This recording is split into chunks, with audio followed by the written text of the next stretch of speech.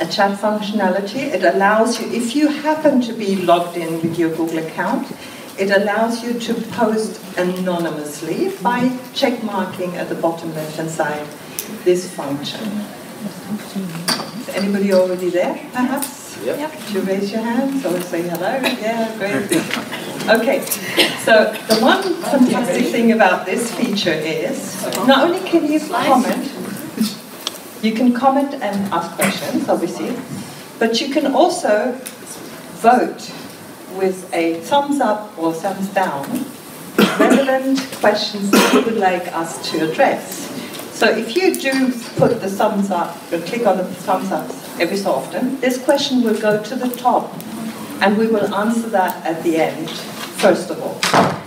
If you put a thumbs down, not so important, then it'll go down, yeah, in the list. So it'd be fantastic if you could back channel us questions and comments. I have it on my mobile, so whilst the teacher's presenting, I'll have a little look at it. Whilst I'm presenting, we'll have a look at it, and we can address your comments and questions straight away, but we will also leave another 5 or 10 minutes at the end of our presentations anyway, yeah, to address those. Thank you very much for this feedback, digital feedback, yeah. And with that, I'm passing over to Graham, who will introduce. Thank you. So it's my great pleasure to introduce our speakers for the next session. We have Heike Philp and Letizia Cinganotto. Heike is CEO of Let's Talk Online, based in Brussels and Belgium, and she's an immersive language education specialist.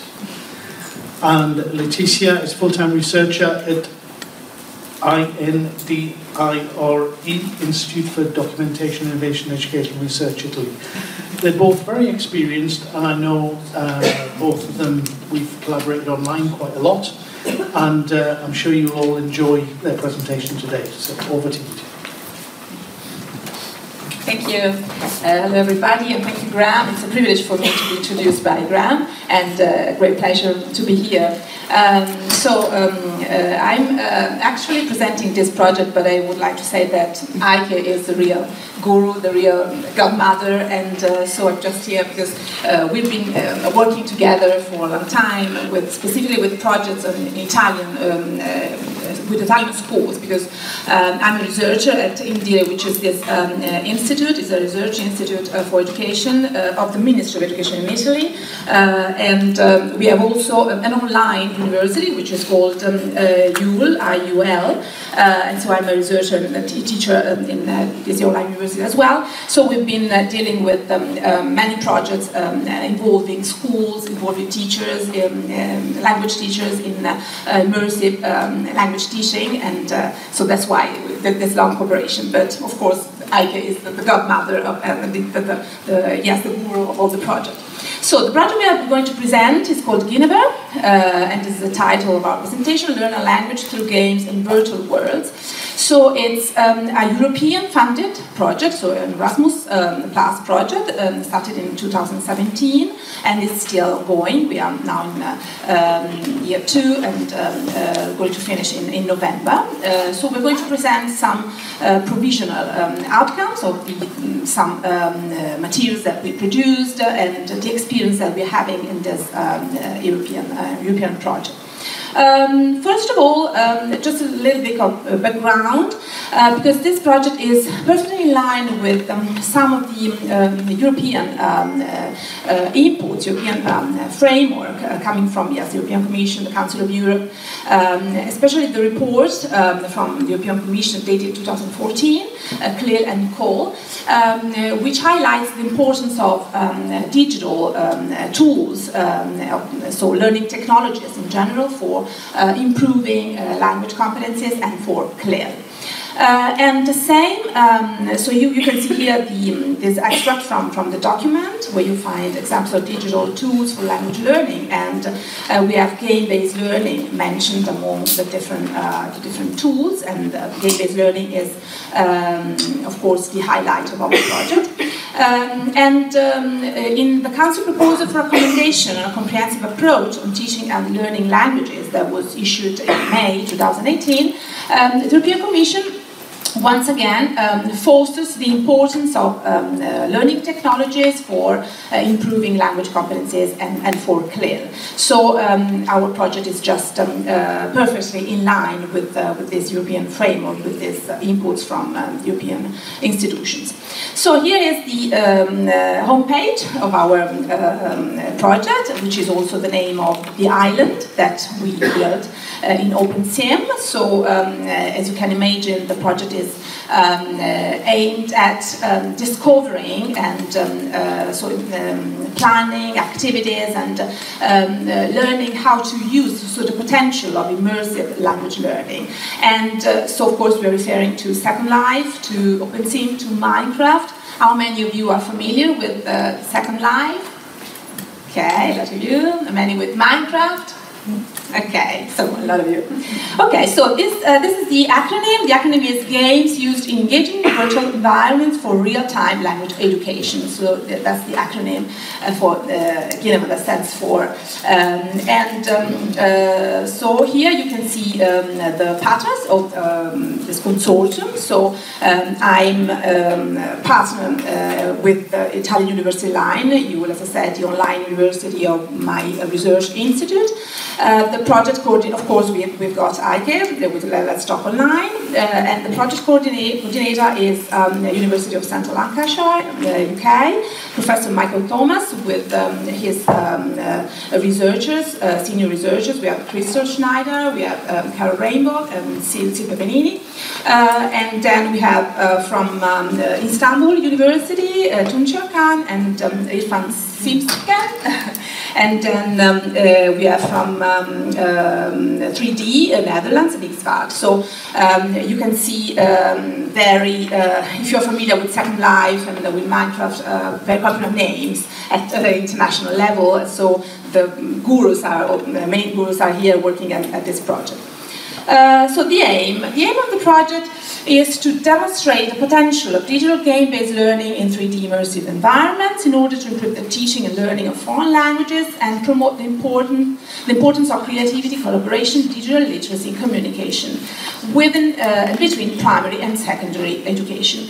So you see here the 4 C's, the so-called soft skills or 21st century skills like creativity, collaboration. So the skills that our students in our knowledge society need to develop to face the challenges of our world, of our changing society. And so, of course, this project is aimed at helping students develop these competencies, these transversal skills for their future employability, of course. And at the same time, we would like to give people the opportunity to learn a second or third language in an authentic environment. This is very important aspect in language learning because, as we all know, it's so difficult to make communication authentic and making meaningful. And so, through game-based learning and through experiences in immersive worlds and so this sort of motivation that we give our students, of course, we can somehow reach this goal to make language learning authentic and meaningful. So some of our intellectual outputs, of course, I'm going very quick. This is just the general overview of the different actions, the different activities with the project. You know, the intellectual output is the official name for the different actions in the Erasmus program. So the first part, basically the first year, was a little bit more theoretical, let's say. So working on the different categories of games, the theoretical framework for game-based learning, gamification, sort of literal review, and theoretical document, the background document. Then we produce guidelines for language teachers, so suggestion inputs with practical ideas as well on how to use the potential of immersive worlds, of games, video games for language learning. And then the second year is more practical. We are just now in the middle of it, with production of games, video games, production of an app, and with field testing. So we have teachers with the students in World, in Minecraft, in OpenSim, just experimenting games, and with their teachers, and with, of course, with the researchers from the project helping them. And so we are analyzing, observing how they behave, and the sort of the different activities that they perform, and their reactions, and a little bit of also learning outcomes. And the teacher training course and pilot test is just our next challenge, and we are going to involve you directly in this, and we're going to talk a little bit later on. Okay, so I give the floor to Heike.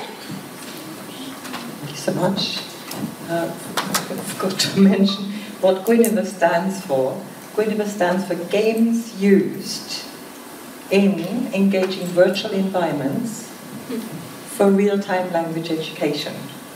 And this follows a bit of a series of several projects in virtual worlds that are being, so prior to that was Camelot, prior to that was Avalon, and prior to that was Lancelot. So this is where we are at the moment. We saying to Donald is a person whom I've never met before, but we used to be neighbours in Second Life. And it was fantastic to meet a person like this. And, yeah.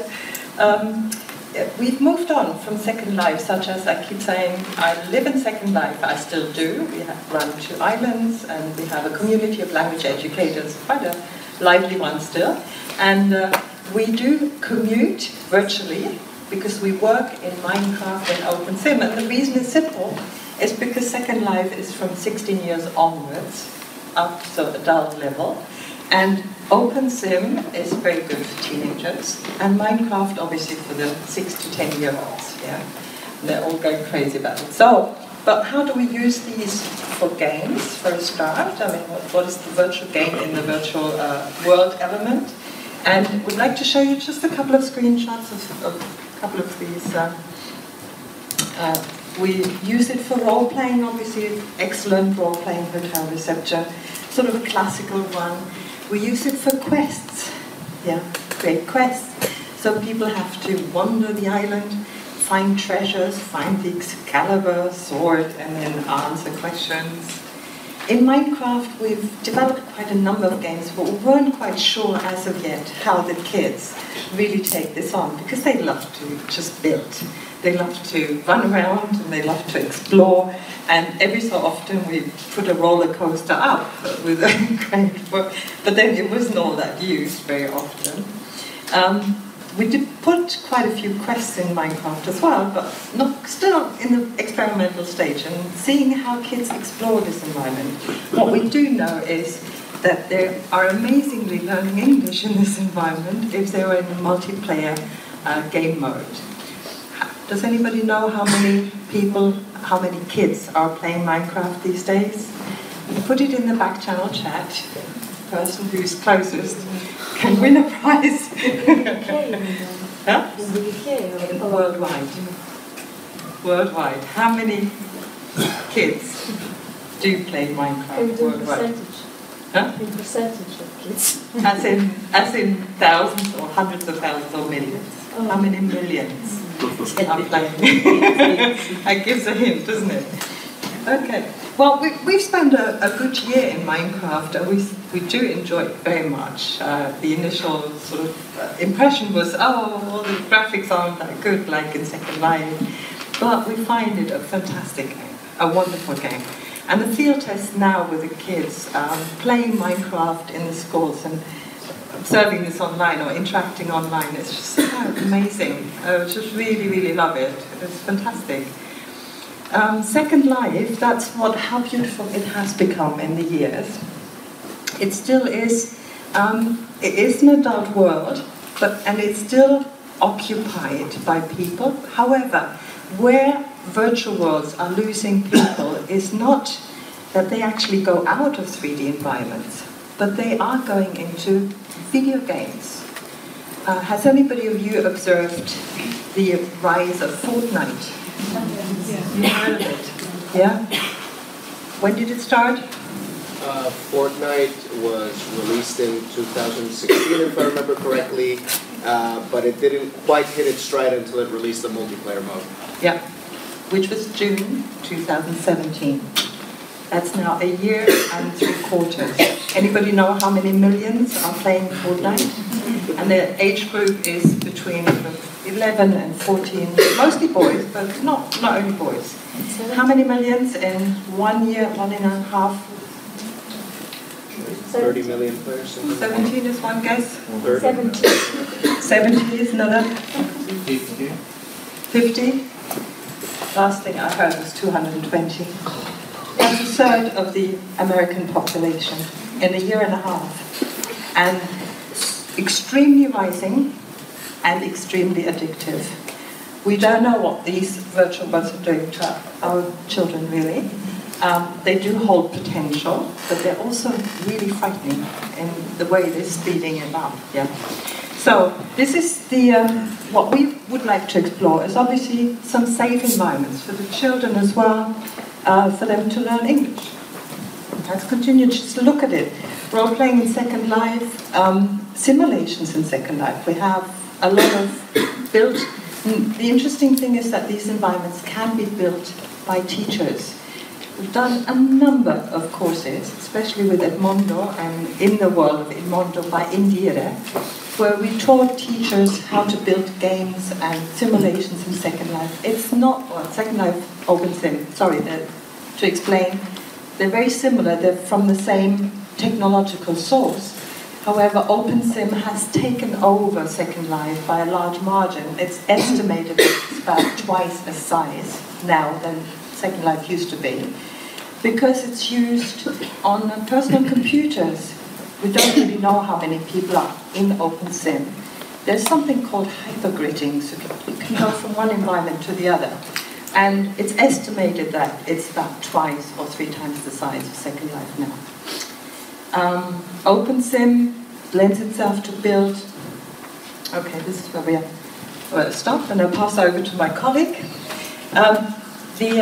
What we do have for what we would like you to do, we very much like to invite you to join us as we are looking at the moment, actively looking for language educators who are willing to look into the possibilities of creating games in a virtual environment. And if you're not so techy, then perhaps learn game design with the example of virtual environments. Yeah? And I'm going to pass over to Letizia to talk more about the courses and everything she's developing. Yes, it's actually a course for participation. So we are just developing this 2 parallel courses on a Moodle platform hosted by our online university, EU. And it's going to start. They are going to start on 29th of April. And there are going to be 2 different courses. One is, so in parallel, one is a self-study course on game design. So just to get familiar with the different, first of all, the different environments, also the theoretical framework.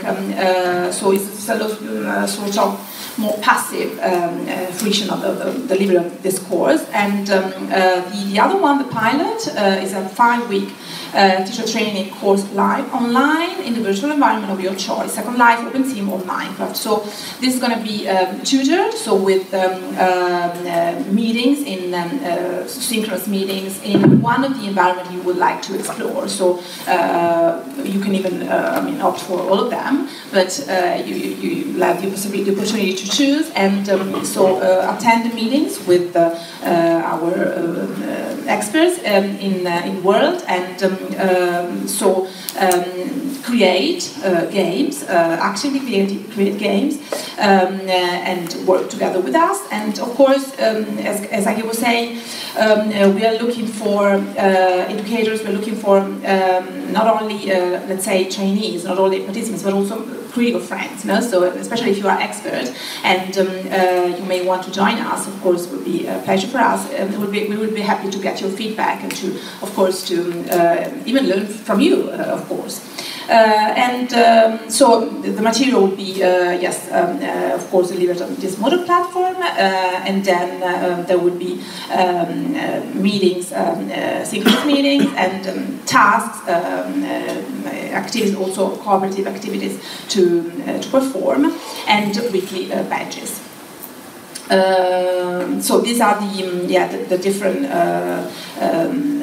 environments that you will be able to explore. More or less the age group can be different, because Minecraft is mainly for primary school children, OpenSim for secondary, Second Life for adults. But of course you will be free to choose one or another one to explore further, investigate and work in world.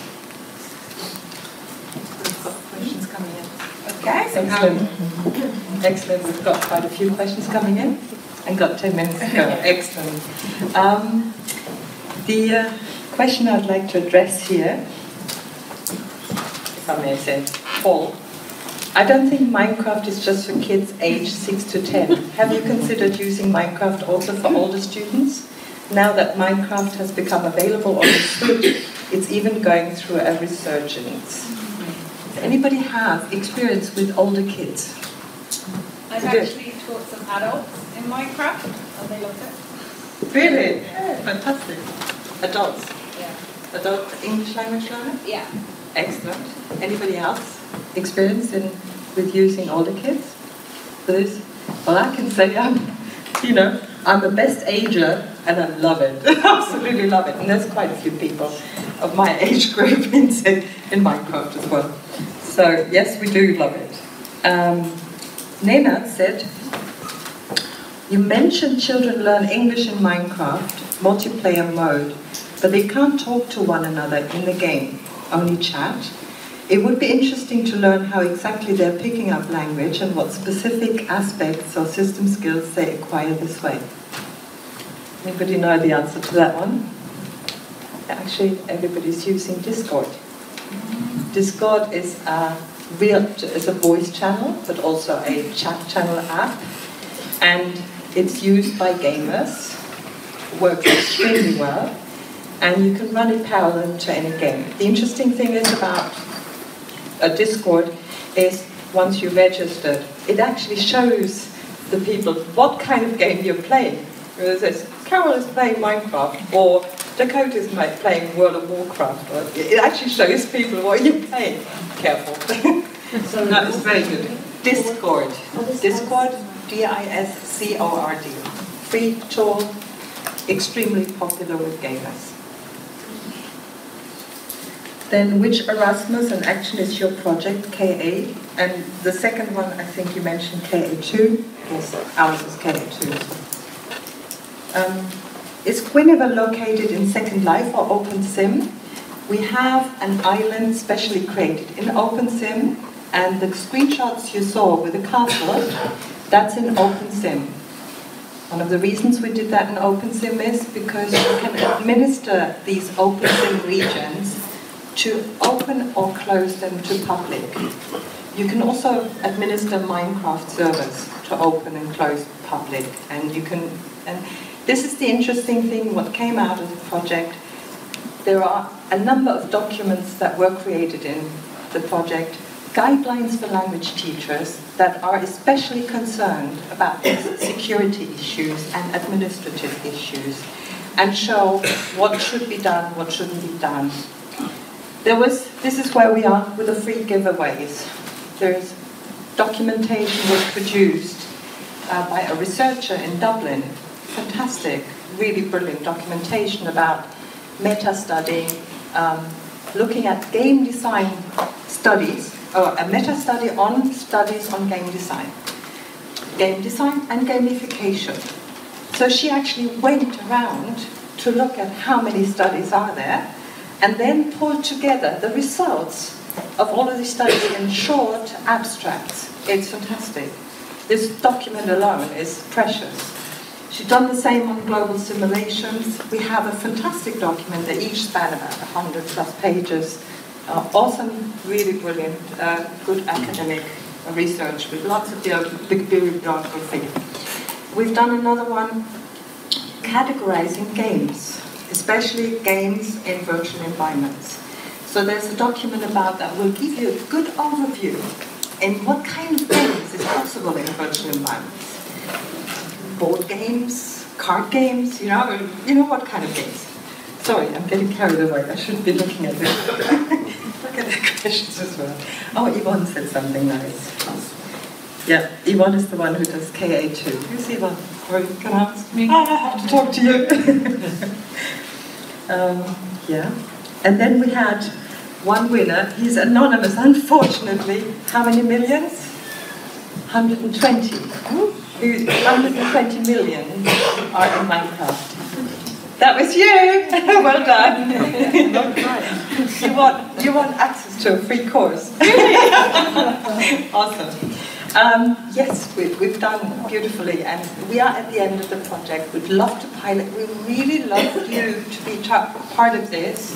We need you to test our courses, be part of it. One of it, which is a sort of self-study, a bit of a low-tech, with lots of videos and lots of study, more about game design, but theory and etc. But with some practical things like you enter OpenSim once for the quest. You enter Minecraft once to get to know it. But it's a low-key. And the other one is the real proper teacher training course that will come out of it, with many sessions, live online sessions, with webinars, with experts, etc. Really sort of deeper into it, if you have more time. Both of which will take place in May, parallel. Unfortunately, we couldn't do them one after the other, but we'll do them parallel, so you have to decide, unfortunately. So that's our free giveaways. If you could give us your email addresses, we'd love to give you the papers, we'd love to give you access to it, and if you want to express your wish to be part of that course, we'd love you to be part of it. We're really looking for 20 teachers each course. So we were hoping that you techie, learning technology, SIG active people are joining us. Sorry, just look at the comments one more time. Yes, so just concluding invitation, join us. Looking forward to hearing from you. Thank you.